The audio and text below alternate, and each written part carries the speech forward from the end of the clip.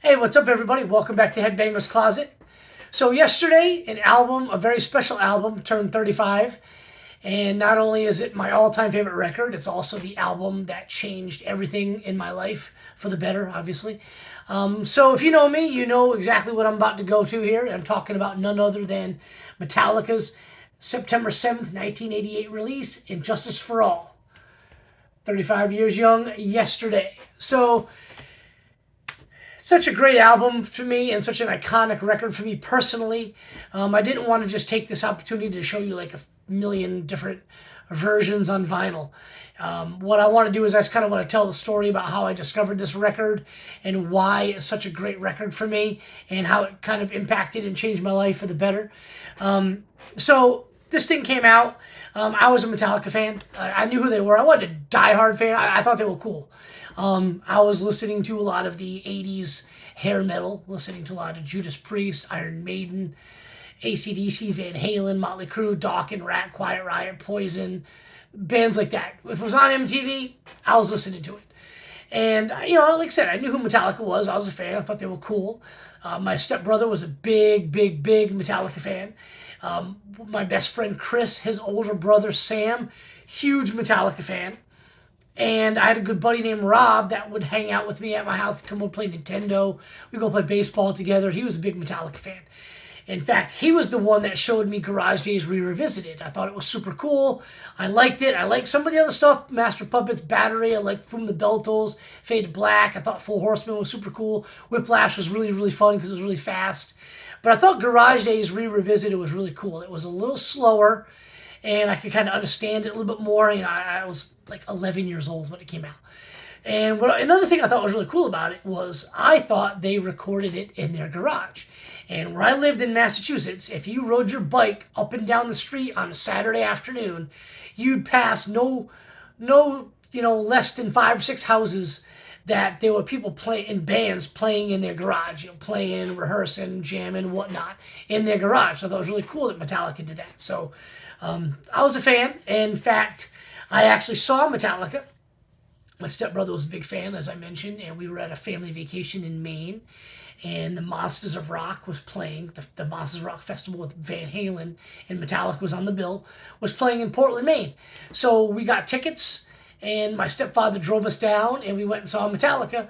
I saw Metallica and Van Halen, which I was really looking forward to see, but my brother was really looking forward to see Metallica, and one other band that I really can't remember. But so I got to see Metallica long before Injustice for All came out. Well, not long before, maybe like a month or so before it came out. So back in those days, I never really got the word that an album was coming out and a band was coming out with a new record.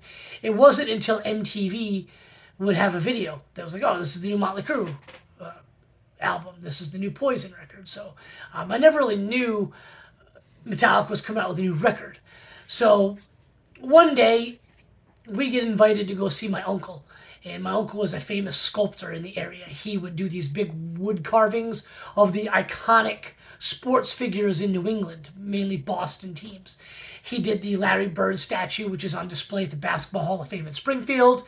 He did a Ted Williams statue, which is on display at the New England Sports Museum. And at the time, he was finishing up a Boston Bruins Bobby Orr statue.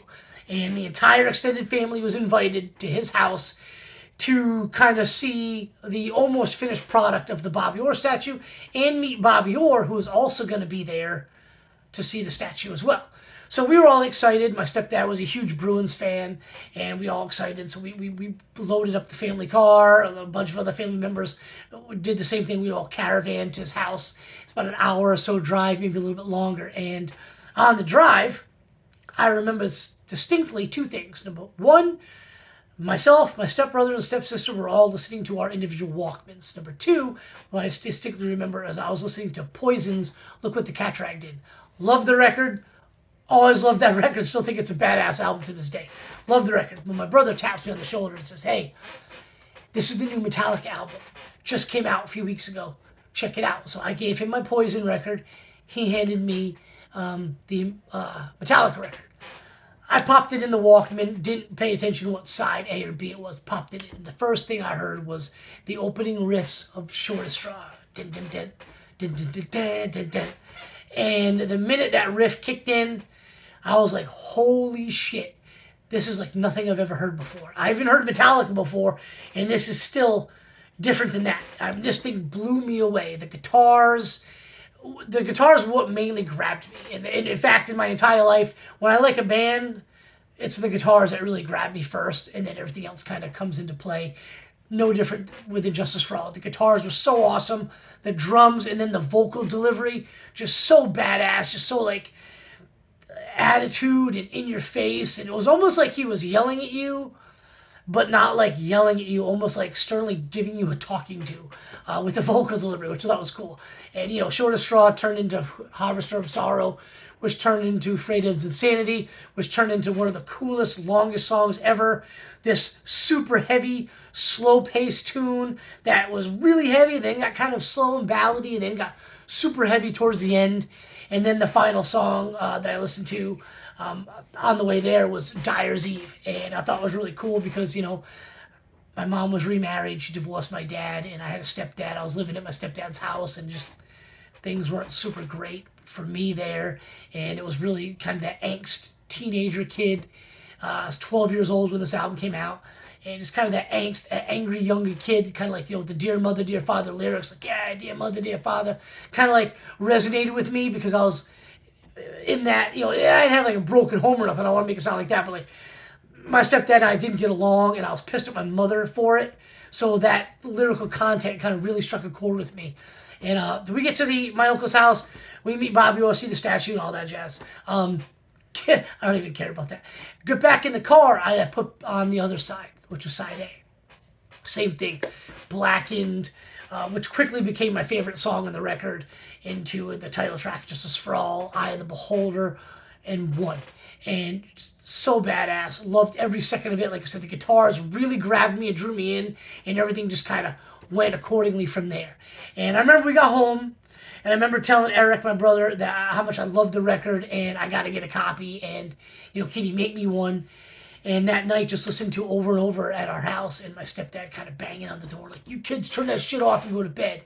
We must have stayed up to like 2 a.m. listening to that thing. And, my birthday's in August, so this thing came out September 7th. And shortly after that night, we went to the department store, and there was this big, giant department store in Cumberland, Rhode Island, called Ann and Hope. And they had a cool record section in it. I had some money left over for the birthday, went in, I bought this actual record right here. This is the first press on Elektra Records. This is the one I bought. And I also bought the cassette tape, which was a black, not like jet black, but that kind of like black colored cassette tape. The record is a 2-record set. There's a sleeve, and I this one, it's not in good condition anymore. I mean, I've had this for a long time, 35 years, and excuse me, I didn't take the best care of it growing up. I mean, I've moved a bunch of times since then. I brought it with me every place I've ever been to, just throwing in cardboard boxes, milk crates, and lugging it around. The jacket's ripped a little bit down here, so like I try to not really take this out, but I wanted to show it because it was the first one I bought. Still have it. Unfortunately, I have no idea what happened to the cassette. I don't think I threw it away. I don't really recall losing it. It's probably in a box somewhere in the house because I still haven't unpacked everything from moving last year. Excuse me, but I listened to that thing over and over again, mainly the cassette tape because it was just easier to with the Walkman, getting the school bus to school and everything. Had a boombox that had a really cool, really large, really nice set of headphones, the kind that were over your ear, the whole thing. I listened to the thing over and over and over again. I memorized every lyric, every guitar riff, every note and solos, the drums. I studied the lyrics, I studied the pictures, and then this is where I started collecting, and this is why it kind of changed my life, because I don't just collect Metallica stuff. I do Metallica, Megadeth, Slayer, Iron Maiden, Anthrax, Judas Priest, stuff like that, but mainly, I collect Metallica stuff. And this was started. I had to buy every magazine that was on Metallica, was on the cover. Hit Parader, Metal Edge, Circus, all of them. Anytime there was a record collection magazine at the store, I picked that up. Any pamphlets, newspapers, flyers that were at that record store, I would grab. Pins, patches, everything. I was trying to grab everything I could. I was talking to my friends at school about Metallica.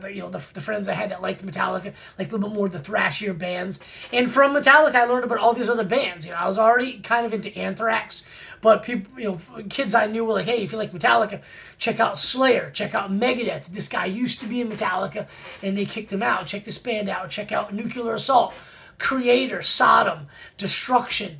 Bands like that. Exodus, Death Angel, Testament, all these Sepultura, all these other bands I got into because of this. Like I still love the 80s hair bands to this day. Love them to death. I'll never stop loving them, but this is the album that changed everything for me. I went from being a hairband fan to being more of a thrash metal fan, and just kind of hiding my Motley Crue and Poison and Warrant t-shirts so some of my thrash metal buddies wouldn't see them. But I love this album. Such a great record. We all know about the no bass, but to me, that's why I like it so much. Because if it had a bunch of bass on it, I might not have liked it as much as I did, and things might not have changed. I mean, I just saw Metallica in Montreal, Canada, for my 82nd and 83rd Metallica show. This is the album that turned me into a die-hard Metallica super freak and Metallica collector. A few short years after this came out, the Black Album came out. I was going into my sophomore year of high school. Went and saw a bunch of shows on that Black Album tour, and that's really where I started going to tons and tons of shows. And just, the whole world changed for me when I first heard Metallica. I've got my brother to thank, my buddy Rob to thank, and then my buddy Chris, his older brother Sam. Sam was the one that kind of pushed me into collecting, because I was listening to this stuff, but he had a really cool collection of Metallica. He had the Jump in the Fire single, he had Whiplash single, Creeping Death single, and he was the one like, yeah, you can get all this stuff. You don't just have to buy like the one record at the store. There are other things you can collect. And he was the one that kind of pushed me in that direction and kind of made me aware of what I could do. So I have him to thank for that. So all of this because this one record is so fucking badass. Love it. It's so amazing. Can't get enough of this album. I still listen to this thing a couple times a week. I just did a video actually not too long ago where I did the albums I listened to the most in my life, and Justice for All is number one. No surprise. I love it that much. It's flawless in my opinion. Metallica's best record by far. No debate. Maybe a little bit of debate, but great record. Happy 35th birthday. And Justice for All. Things would not be the same without it.